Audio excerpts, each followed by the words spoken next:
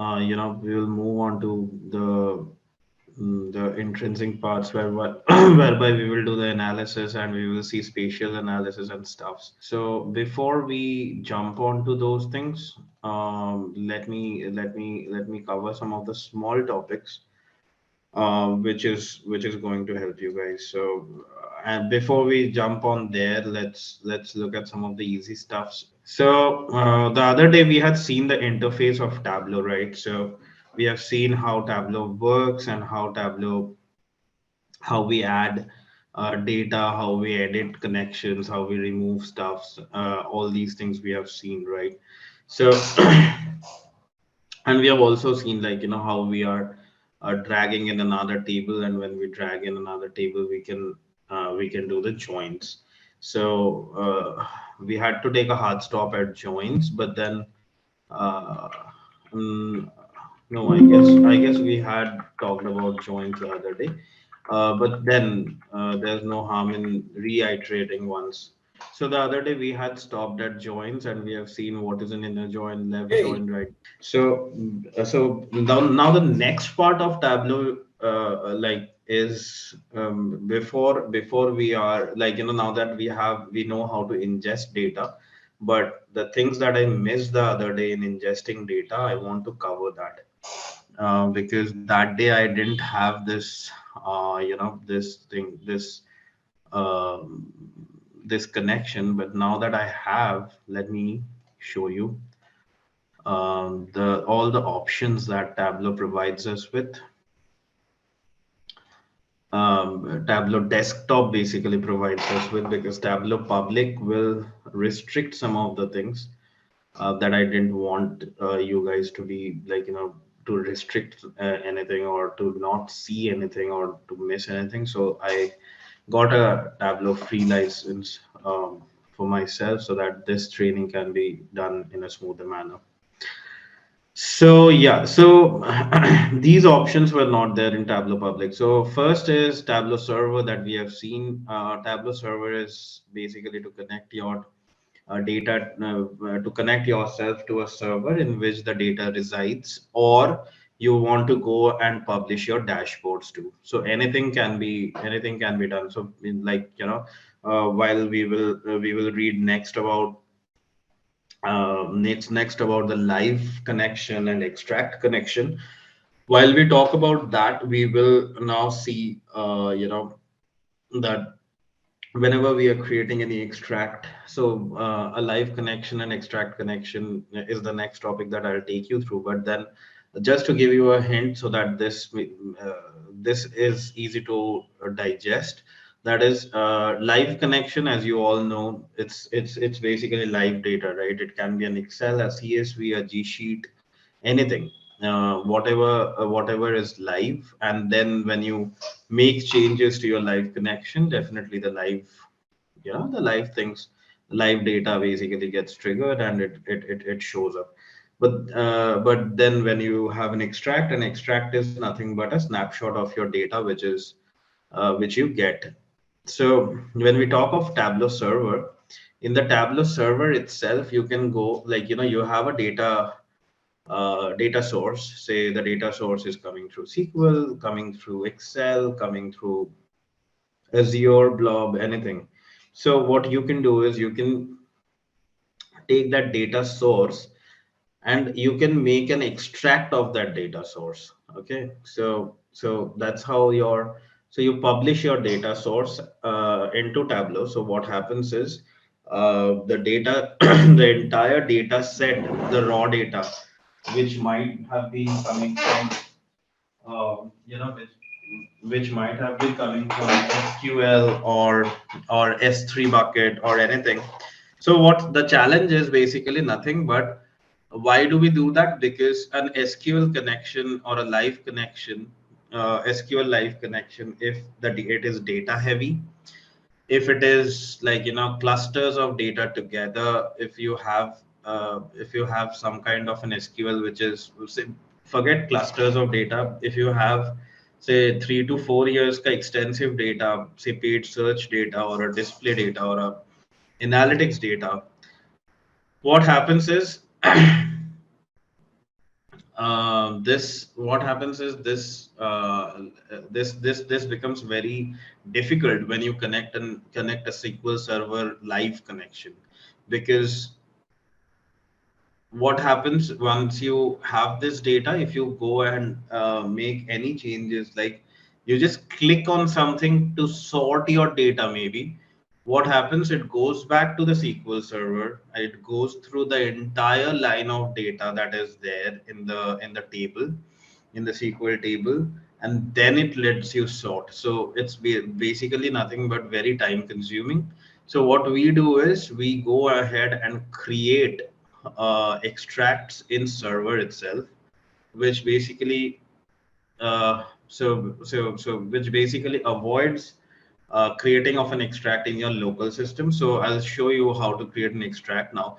But the local, but a local extract basically has dependency on the machine of the user, because the extract gets created in your local machine, and whenever you are publishing your dashboard, you need to you know put that extract as well together, because the dashboard is referring to this same extract. Now, what is the advantage of SQL Server? The advantage of SQL Server is what I'm doing is I'm first publishing my data source that is there. Now, what happens? SQL Server through an empty extract. We will talk about. I'll teach you how to create empty extract in this training. That is very useful and very helpful. Believe me, you will love it.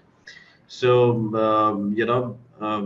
so an empty extract, and then what it does is it pushes the entire data to Tableau server. So Tableau server will always, always see it as that SQL server which is pushing the entire data. So for the Tableau server, the SQL server is a live connection, but for you it is an extract from where you are referring, and server definitely has a as a very minimal latency, which lets you create the dashboard in the front, and that is helpful for you to curb loading time as well. So that's how Tableau server work. Like that's how Tableau server works. But apart from that, Excel, JSON, PDF, etc., etc., etc., and you can see in the server itself, if you do more, how many options you have over here. So you can even get data from your PowerPoint, MongoDB, Oracle, LLQA, Spark SQL, COBOL. So you have a plethora of options in front of you, which will let you work towards it. So this option is not available in Tableau Public. The other day I couldn't show you, but I wanted to show you how many types of things. So now let's connect to data through an Excel maybe, so that it's easy for us.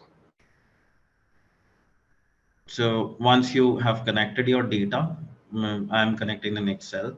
So it gives me all the tabs that I have. So let me drag this over here. And once I drag it, I see that these things are coming. So what is a live and what is an extract? So this is basically live data, right? So I have connected my Excel over there, and if I make changes to my Excel, which I'll show you through G Sheet, because in my machine I don't have a, like, my Windows has expired, my Office has expired, so it is not letting me edit the Excel.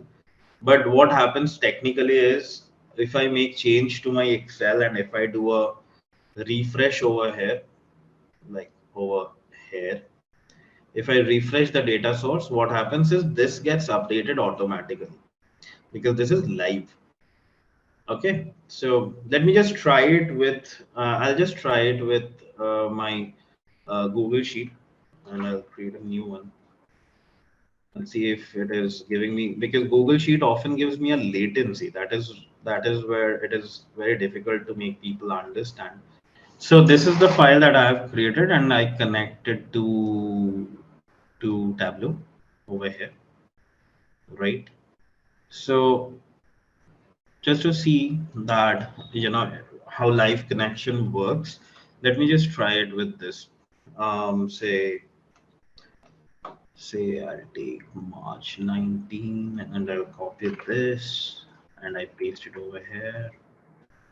Let me make it as March 31st, 2022. Let the name be Ramesh. CST 100. Okay. So I made these changes, I saved it. So this row is not there currently, right? When I see this row is currently not there. So I made this change and let me close this and go back to Tableau. And if I go to my data and refresh data source, so I see that Ramesh is added, right? Because it is a live connection and I made change to the live data set. So the raw data set or the live connection data set, whatever was there, I made a change. And when I refresh, what happens is I see that one more row has come up, which was not there. And this is how live works. Okay. How does an extract work? Let me go back to my previous thing. I was in orders, right? So an extract works like this. So this is your live connection. You go to extract, and once you click on this sheet now, this will ask you for this thing whereby orders, sample superstore, and it will ask for like how do you want to save it? You want to save it as a Tableau data extract. So data extract basically. Mm-mm. So data extract basically will be a snapshot of this entire data. Okay. So so once you do like you do an extract, say suppose this is an extract and I want to create an extract, and what I do is in my desktop I go ahead and I save the extract. So now this is in the form of an extract that it is there. So now if you go and refresh your data source over here, what will happen is it won't help you because now it is not a live connection. So what you need to do is you need to, this is your extract. One more thing. How will you understand that your data, your connection is a live or an extract? You will see that there is, when it is live connection, you go to this sheet, you will see that there is one cylinder over here in data. Okay. Are you with me? Yeah, Vinod. Yeah. So once you are in live, you will see that there is one cylinder over here. But as soon as you go and create an extract and you will see there are two cylinders. Okay. That's one more recognizing factor of an extract as well. So now you have made an extract, and now say suppose you go to your sheet and you make changes. So what will happen if you go and do a data refresh? It won't be refreshing because now it is a snapshot. Now this snapshot needs to be updated. So for that, what you need to do is you need to go to data, you need to right click, you will see extract, and from here you need to do a refresh. So that will be refreshing your extracts. Okay, so a live connection, you can go and very well go to the data and refresh the data source. But once you have created an extract, you need to go and refresh the extract for it to fetch data from the live connection and also add to the snapshot. Okay, so so that's how it works. Also, one more thing, when we are here and when I have this data set in front of me, so if I go over here and if I want to like my data looks like this, right? I have data in a certain date in a certain format. I have customer, I have sales. So if I put date into the row, Okay, I had worked on this earlier. That's why it is showing me like this. But if you generally put this, what will happen is it will take this date in a certain way, which won't be, which is not like how you desire it to be. So if you want to make any changes, you can go and make changes to the date itself, so that it basically is changed, or you want to transform it to some other way. You can go and do that as well. So let me show you an example. So once you want to, so first thing is, if your data has come in the form of a string, I guess. Oh, okay, okay. Life is easy for me. So when I see the types of data, what we see is we always have 1, 2, 3, 4, 5, 6, 7, but not 7, because date and time and number and decimal and whole is the same thing. So see, what happens is that it has read my data source. So this data source thing, it has read the data source date as a string. If I go and if I check the data type, I see it is a string. So I don't want it as a string. I want it as a date. Okay. So now see, your data is coming like this, but in my data source, it was not the way, not this way that I want, but I want to change it to some other format. So what I'll do is I'll go to more, I'll click on date basically, and I'll go to more, and I'll see week number, weekday. I'll do a custom over here. So when I do the custom, it gives me an option of extra exact date. And when you click on here, you will get all the options which are there. And from here, you can choose month, day, and year. And you can do an OK. Okay. So now you see it's a date, and it is showing you the entire values. When I'm in data types, let me go back to the original data set where we started off from. Let me remove this thing.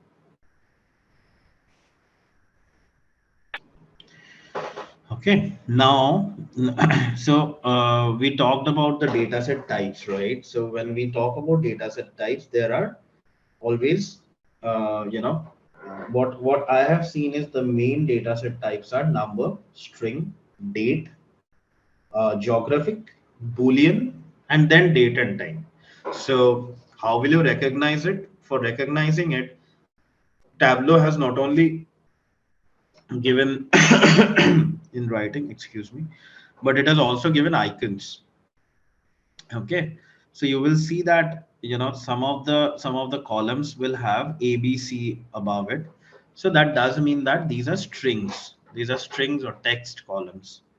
Okay, wherever you see a hash, that means that it is a number.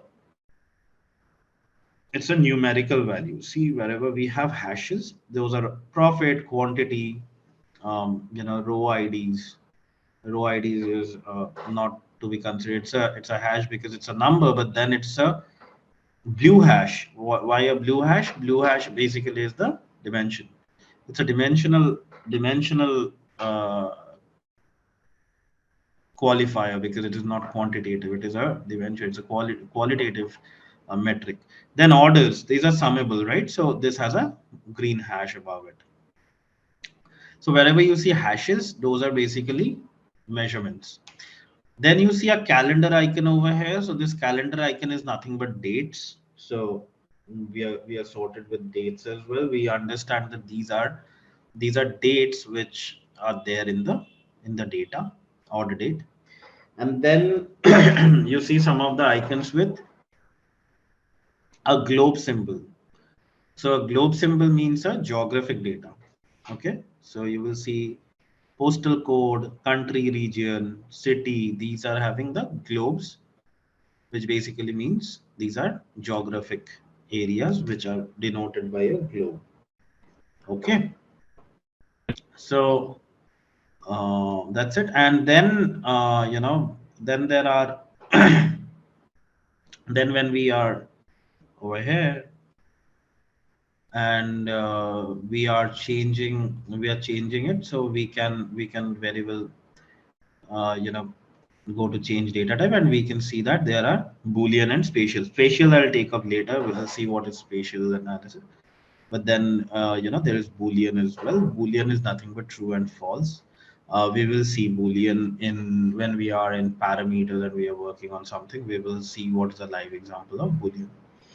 But over here, the intention was to see that, like, I have the option of customizing my date as per I want, as I want, like, it to be. And I can very well have my sales data over here with the customer names. So going back to the live and extract, I'm pretty sure now you have understood what is a live connection and what is an extract, and how our live connections dealt with, and how our extracts dealt with, and how do we refresh the data, and how do we refresh data in an extract, right? So we will go and we will refresh, and then when we are in an extract, we will be doing the other way. Okay, so that's about live and extract and data types. So let's understand the different types of views that a data can be viewed in form of. So say suppose in this sheet, let me let me pull the data. So I have seen that while I was connecting this orders table.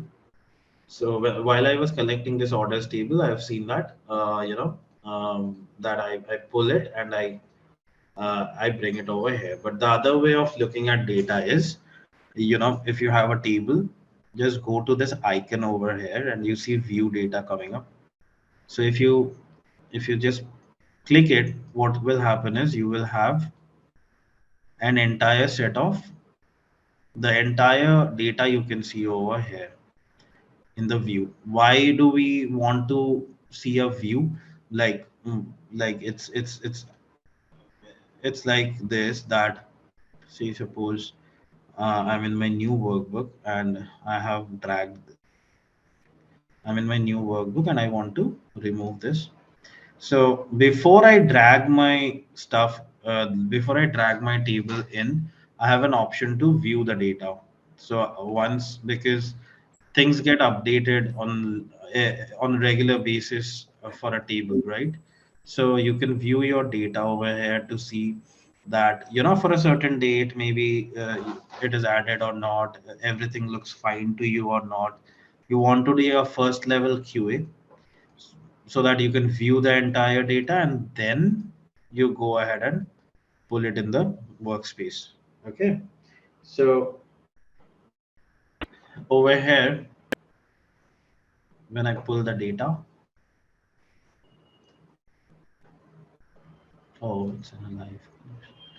So over here, when I pull the data, what I see is it shows me 100 rows, right? So if for the orders, what I see is it shows me 100 rows. Now I don't want to see 100 rows, but I want to see 10 rows. So what you do is you go over here and you put it as 10, and now you will see that you see only 10 rows of data for your QA purposes. Now say suppose I put, say, 60,000 rows over here. But see, you see, it will always give me 10,000 only, because 10,000 rows of data is present in the workspace, in the raw data. And when you see 10,000, you cannot, do you cannot do 10, you cannot put, like, random numbers and get blank spaces or something. You cannot put 90,000 as a number. You can put 90,000 as a number, but what it will do is it will show you the maximum number of rows that are present in the data set. Okay, so yeah, so the next thing is, when you don't want to see all the columns in your data, what you can do is, say suppose ship mode is something which is not required for you. So you can right click on ship mode and you can hide this column. Okay, so you see ship mode is no more present in here. Or you can go over here and you can customer ID and you can go and hide the data set. Okay, so you can do these things, and once you do that, you can click on settings, and once you do show hidden fields, what it does is it shows you the hidden fields which are there in your data.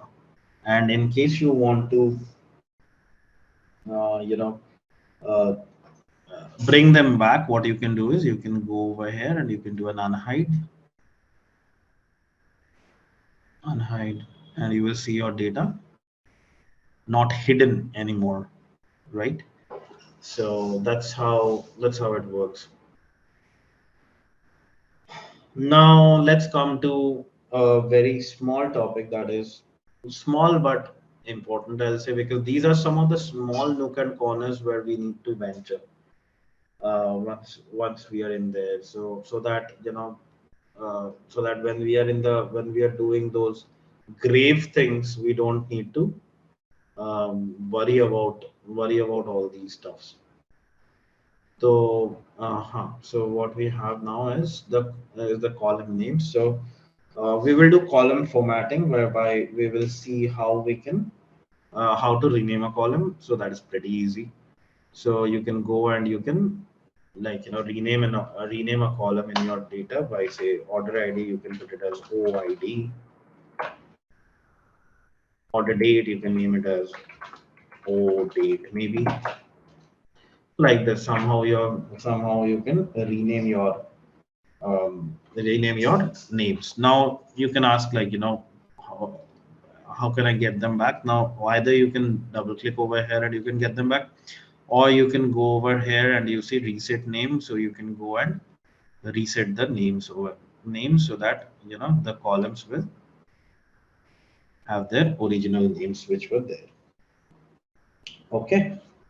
So now say suppose you have this column over here whereby 10,000 is really a number which now you, before going to the next step over here itself, you want to see that what is that ship mode column contains. So what you can do is you can go over here and you can copy values from the column itself.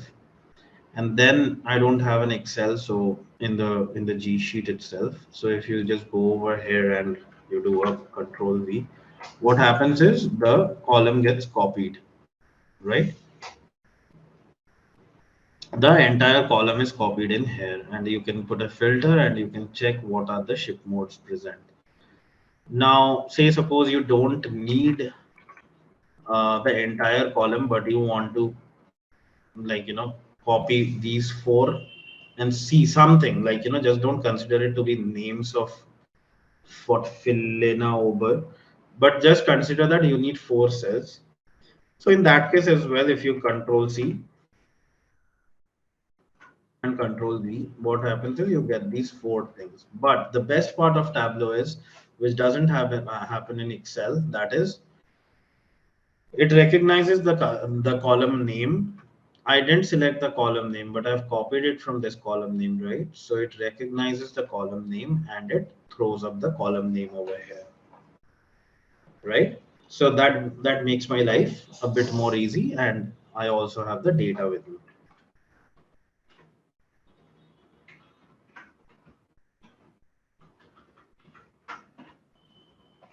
Okay, so that's how you do the thing. And then if you want to copy the entire table for yourself, so you can go and put a oops, control A, control C, and then you can go to your sheet and you can press a control V, which basically copies your entire thing and pastes it. It's taking time because it's a sheet. So yeah, that's how. So that copies the entire sheet for you. So you can do that as well. One, if you want to, copy your entire record and you want to, paste it somewhere and you want to do a scrutiny before you go to the next step. Okay. Then comes one more topic, which is called, splitting the data. So say suppose you have, say ship mode, and you want to split the data into, so the content of the column, you want to split it into two halves. So how will you do that? What you will do is you will go to the column drop down, go to the drop down, you click it, and then you see an option called split, right? So you can go and split it. So it has gone to the last, but if you see the ship mode, it had standard class, first class, and all those things. So what happens is standard and class is given a certain level of delimit because they are two words which had a space in between, and that's very evident that you want, if you want to split these two, the space becomes the delimiting factor, and it considered the same, and it what it did is it split your columns into two halves, right? So now you will say that, okay, now you will say that,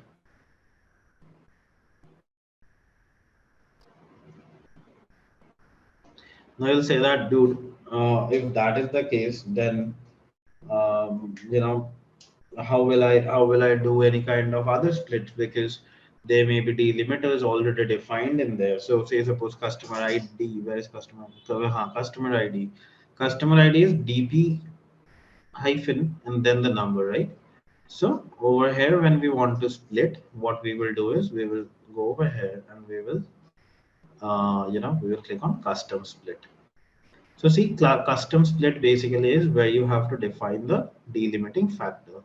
Over here, the delimiting factor is hyphen and split off first. Okay, so when I click OK,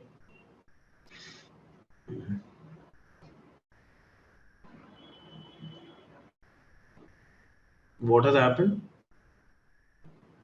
You see,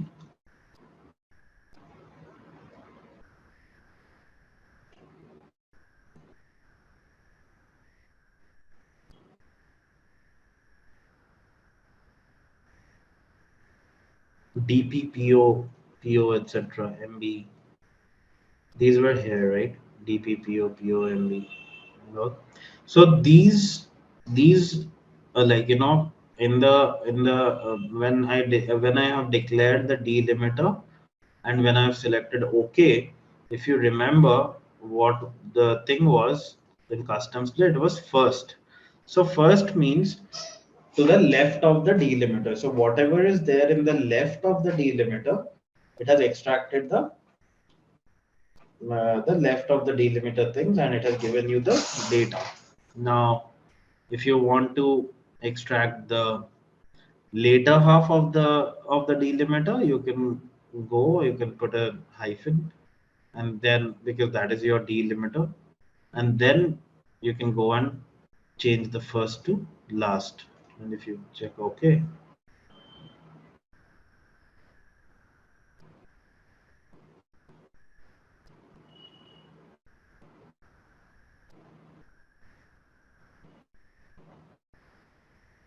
didn't I do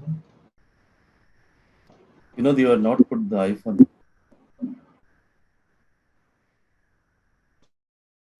You have not put the hyphen. For that reason, it is not showing anything. Oh, okay. Good catch, good catch. Sorry. Yeah. Oh, I thought I had put the hyphen. Sorry. Yeah, so you see, it has given you the next set of splits as well.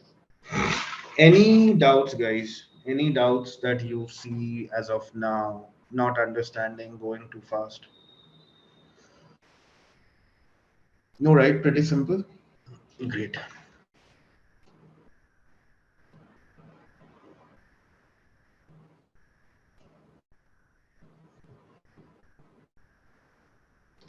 Perfect. Now that we have covered that, let's cover another topic which has a few options as well. That is sorting. Sorting of data is pretty useful. Not only useful but pretty much needed at times. And Tableau provides us with loads of options to do that as well. So what do we have in sorting, whereby we can sort my columns, I can sort my records, and I can also sort my tables. Okay, so how do we do that?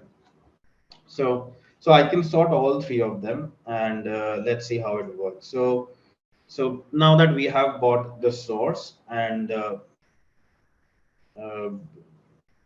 and if you see, once you connect your data, you will see that in whatever order your data source has, Tableau also has the order in the same format, the columns in the same order, in Tableau as well. So what I mean is, in Excel, whatever is the uh, is the position of your columns, it will be exactly the same while it is in Tableau. Now it is not sorted, right? So when we see that it is not sorted, what we will do is, what we can do is, we can go and see if we can sort it in an ascending or descending manner. Okay, so if we go and put check this settings button, we will see that it is showing me as data source order, right? So data source order, as in however the data source order is, that way the columns are positioned. Now if I do an A to Z ascending, once I do an A to Z ascending, check the column name. Okay, so this is not for the fields, okay? This is just for the column names that I'm showing. So once you click on A to Z ascending, you see the names have been, see, first comes C, D, O, P,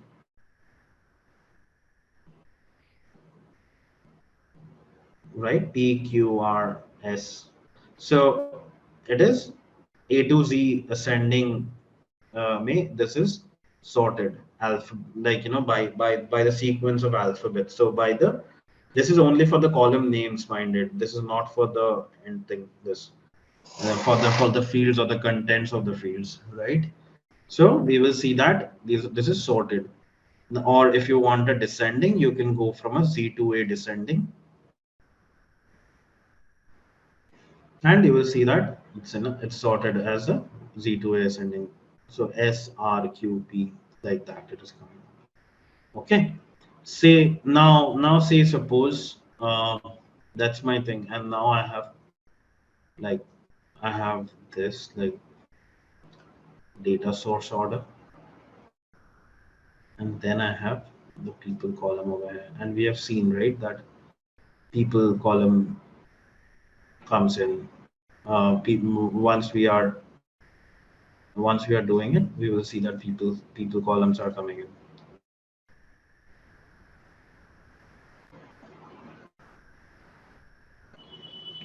Okay, now that, okay, so once we have connected the people thing, it is connected in the form of join. So what you will find is, you will find that, within the orders, this is my orders section, right? Within my orders section, while you go, you will find people coming up, and then again orders, like, columns from orders coming up, and then in between it is coming as people, and then again orders and stuff. So what will you do? So then comes the next two options. So A to Z ascending per day per table, and Z to A descending per table. So when you say per table, that does mean that please sort my A to Z ascending from the first table and then put the second table in the same hierarchy. So if you do that, you will see that, your orders are selected, all the things pertaining to orders come in one place, and then your people table dimensions are coming up. Okay, same way it's like Z to A as well. Okay, so that's basically how it works. Now look, now very simple is how to do an ascending and descending in your fields. Now say suppose you want to now say suppose you want to row ID simple. You want to have your row IDs in the ascending manner. So just take your cursor over here in the rows and you will see an icon coming up. So you can just click on that icon and this is ascending. Once you click over here, it is descending order. Okay. So that's how what we have learned is how to sort columns. Uh, how to sort columns, like when you have one table and once you have two tables, how to sort columns. Like when you have one table, you will sort columns based on the first two options, and when you have two tables interconnected, you will be sorting your data using the next two, that is per table uh, ascending or descending stuffs. And also what we have learned is how to do an ascending and descending on your fields as well. So yeah, so that covers the sorting part of the data. Next, what we will do is filters in Tableau.